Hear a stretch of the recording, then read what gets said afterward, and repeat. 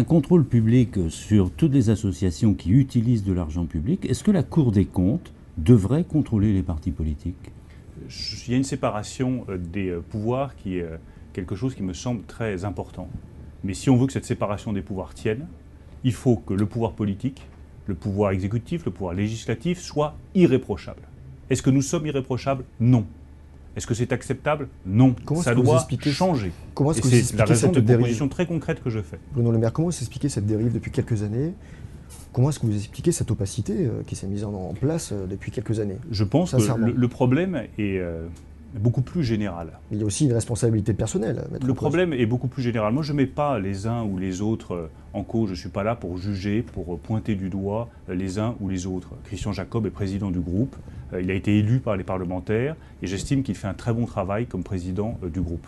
Ensuite, il y a un problème financier, il doit être réglé, d'où la proposition que je fais. Le problème beaucoup plus général, c'est que la classe politique est devenue une caste refermée sur elle-même, avec ses privilèges, avec son mode de fonctionnement. Elle pense qu'elle peut ne pas fonctionner comme les autres Français, comme les autres citoyens. C'est pas acceptable. Regardez la question du cumul des mandats. Pourquoi je suis opposé au cumul des mandats? Et pourquoi je me le suis appliqué à moi-même en refusant de devenir maire parce que je suis déjà député? Tout simplement parce qu'on ne peut pas dire aux Français qui sont salariés dans une entreprise, vous arrivez à 8 heures dans votre entreprise, vous sortez à 18 heures et vous n'avez pas le droit de faire un autre métier. Mais vos politiques, eux, pas de problème. Eux, c'est Superman. Ils peuvent être maires, ils peuvent être députés, ils peuvent être conseillers généraux, faire tout à la fois, mélanger les gens, mélanger les intérêts, ça ne pose pas de problème. Ça n'est plus acceptable. Les politiques doivent changer pour ressembler aux Français, être comme les Français. On parlait du secteur associatif, je ne vois pas pourquoi on demanderait la transparence financière totale à des associations qui font souvent un boulot absolument formidable, avec des budgets souvent très modestes, et puis le groupe, avec ses millions d'euros, le parti, avec ses millions d'euros, lui, pas de transparence financière, pas de contrôle. Ça ne peut plus continuer comme ça. Alors justement, vous êtes candidat à la présidence de l'UMP et vous appelez au renouveau. Comment rendre l'UMP moins opaque et faut-il changer les statuts du parti? Comment est-ce que vous voulez renouveler l'UMP? Là encore, tournons la page. Tournons la page des pratiques passées. Il faut du renouveau à l'UMP.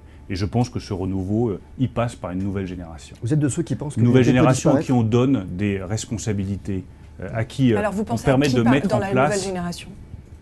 Vous avez une nouvelle génération qui est pleine de gens de talent. Je ne vais pas les citer tous parce que j'en oublierai.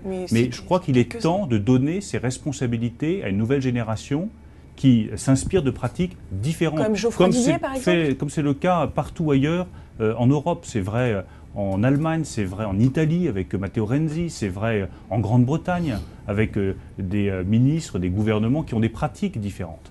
Donc je crois que c'est important d'incarner ce renouveau, de porter ce renouveau. C'est ce que je veux faire et je vais vous dire, je le fais avec un enthousiasme immense. Immense, parce que je pense que notre famille politique, à la base, chez les militants, elle reste vivante.